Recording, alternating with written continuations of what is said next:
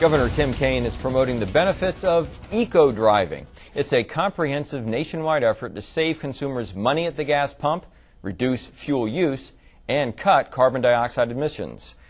The program was developed last year by the Alliance of Automobile Manufacturers. The program says practicing eco-driving can increase fuel economy by an average of 15%.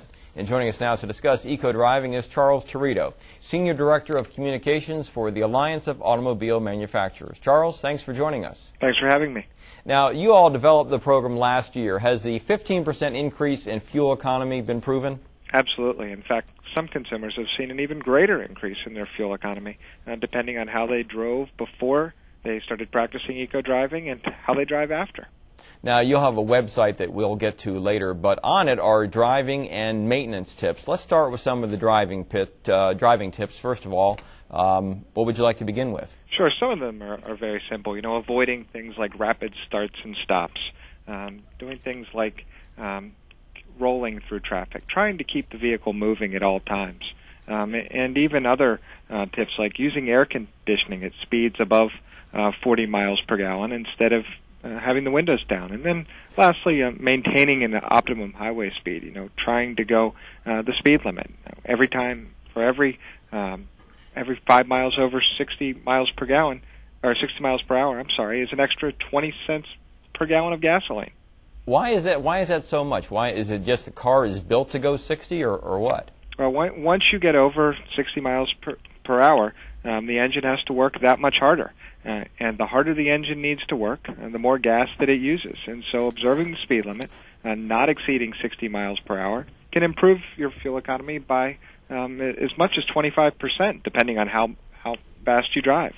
Now let's get to the windows versus AC. So what is the break point where you think, obviously, driving around town at 25 miles an hour, you keep your windows open? There's some point where the drag on the car from having windows open at a higher speed is too much that it makes more sense just to run the AC? Yeah, we typically say that at speeds of over 40 miles per hour, it makes sense to roll up the windows and turn on the AC. Under 40 miles per hour, the resistance isn't as strong. But once you get over 40 miles per hour, driving on the highway, it makes sense to turn on the air conditioning.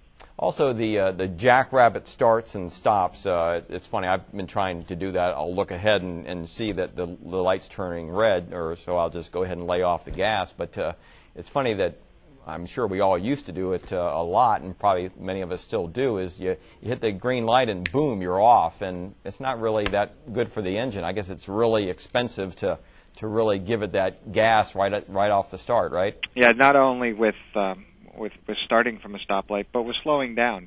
Sometimes if you pay attention and you look around as you're coming up to a stoplight, oftentimes people are still accelerating as they come to a red light and then slam on the brakes at the last minute. That's not conducive to fuel consumption or conserving fuel consumption at all. That actually uses a great deal of fuel. If you gradually slow down, anticipate the stop, and if you gradually speed up, once the light turns green, you'll see a significant improvement in your vehicle's fuel economy. Okay, let's talk about some maintenance tips. What do you suggest there? Well, I think the biggest one, and it's been highly publicized and talked about a great deal, is maintaining proper tire pressure. We suggest that you check your tire pressure monthly. The Department of Energy estimates that up to 1.2 billion gallons of fuel per year are wasted. Tires can deflate naturally, and sometimes by as much as a pound or two per month. We've done some random checks of members of Congress from time to time and found that some of their vehicles were as much as 10 to 20 pounds underinflated for tire pressure, which is hard to believe with all that hot air on Capitol Hill. All right, very good. Well, Charles Torito of the Alliance for Automobile Manufacturers, I want to thank you for joining us. Thanks for having me today.